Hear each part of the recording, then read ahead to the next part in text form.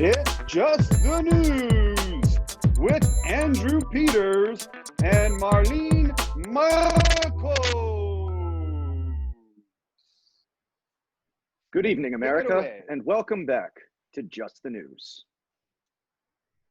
In the news this week, The Rock, Dwayne Johnson, went public with the news that he has tested positive for COVID-19. Johnson began to get especially concerned that he may have COVID when he could no longer smell what The Rock was cooking. I'm sure it smelled really great. Celebrity poker pro Antonio Esfandiari was robbed of $500,000 in poker chips by a woman who had been living with him. When confronted, Antonio asked her why she lied about liking him just to get to his money. She replied, "I wasn't lying, I was bluffing." Sounds like she had pocket aces under the gun, if I may say so. I think so. The opening of Miami-Dade County schools was marred this week by technical issues that frustrated teachers and students alike. Speaking of no class, I'd like to once again remind my ex to please return my autographed Tears for Fears poster. Okay, Andrew, just don't shout it out.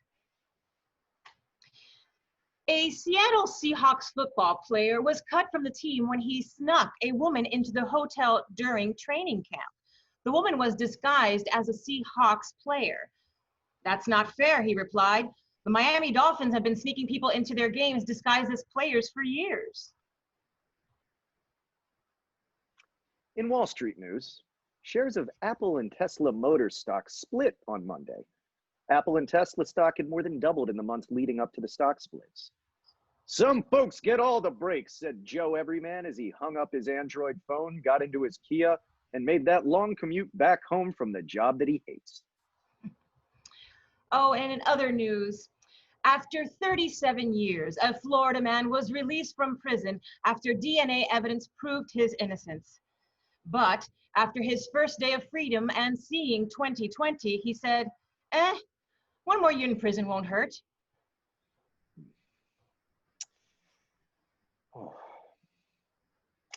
Well, restaurants across Miami-Dade County were cleared to reopen their dining rooms on Monday.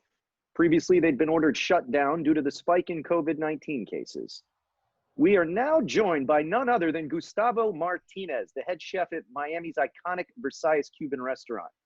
Gustavo, welcome very much to Just the News.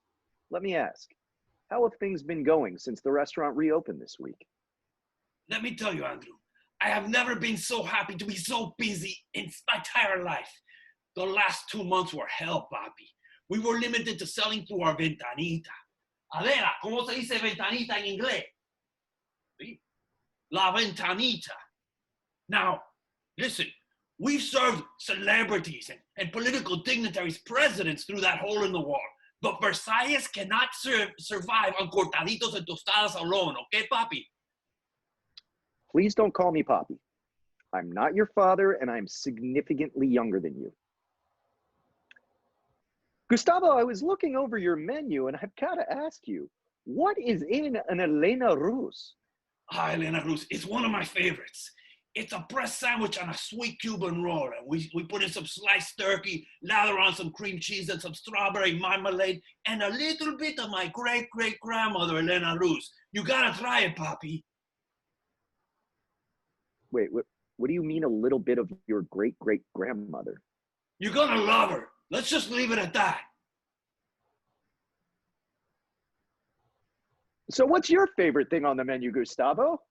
Reporter guy, I love everything on my Versailles menu, but my favorite, my absolute all-time favorite, has to be our signature ropa vieja. Adela, ¿cómo se dice ropa vieja en inglés? ¿Sí? Old clothes.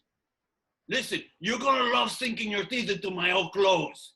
It's stringy, it's juicy, papi. Stop calling me Poppy, Gustavo, please. Look, we also have world-class appetizers on our menu. And my favorite, my all-time favorite of the appetizers is fufu con masitas. It is sweet mashed plantain, and we put fried pork chunks inside. It's delicious. Fufu? What, like little bunny fufu? No, foo-foo. F-U, Papi. No F you, Gustavo. We're done here. But congrats on reopening the restaurant this week.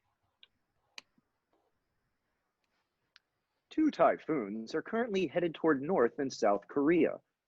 South Korea's leader said that they've prepared for the storm's arrival, while North Korea's leader will be Kim Jong underwater. Oh, that's swimmingly.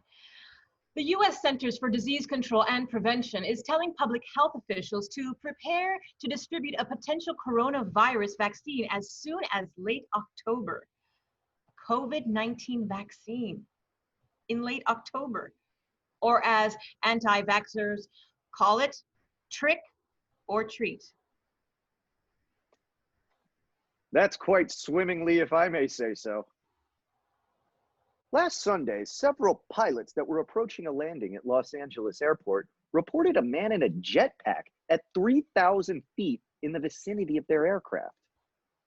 Turns out the FAA was just testing the enforcement of their new regulation that calls for mid-flight removal of all passengers who refuse to wear a mask. Oh my. And finally, a driver was arrested this week after he allegedly did a series of donuts on Miami Beach. Unfortunately for the driver, 40 police officers converged on the scene immediately once they heard the dispatcher mention donuts. That's it for Just the News. I'm Marlene Marcos. And I'm Andrew Peters. You be good, America, except when you shouldn't.